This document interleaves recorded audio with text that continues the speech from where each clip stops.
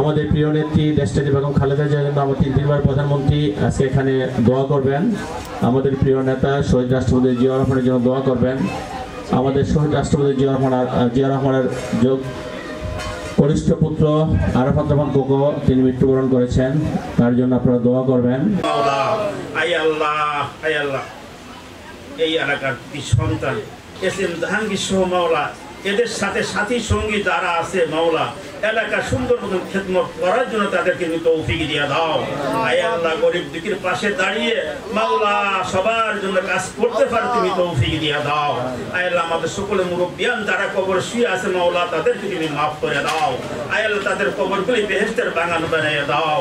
আয় আল্লাহ, সাগর ভাই যে আশা নিয়ে মাওলা এলাকার মানুষকে আল্লাহ খেদমত করার জন্য দাওয়াত দিয়েছে মাওলা, আল্লাহ তার মনের নেক আশা তুমি পুরা করে দাও।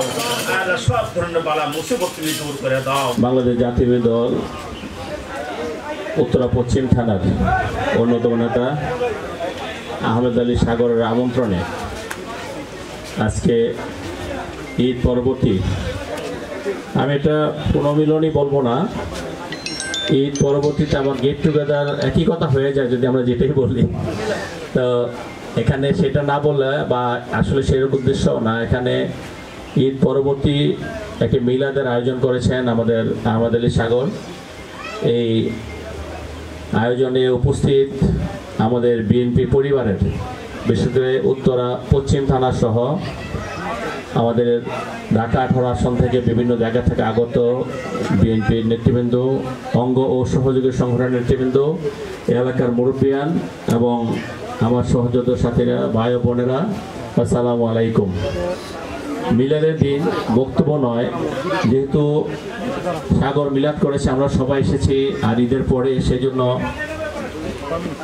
ঈদের দিন হয়তো বিভিন্ন ব্যস্ততার কারণে, যেহেতু ঈদুল আজহা কোরবানির জন্য সবাই ব্যস্ত ছিলেন, ব্যস্ত আছেন, তো যার কারণে অনেকের সাথে দেখা হয় না। যেহেতু আজকে এখানে দেখা হয়ে গেল, সেই জন্য ঈদের শুভেচ্ছা আমি আমার ব্যক্তিগত পক্ষ থেকে আপনাদেরকে সকলকে আমি আমার ঈদের শুভেচ্ছা জানাচ্ছি। ঈদ মোবারক, ঈদ মোবারক, ঈদ মোবারক।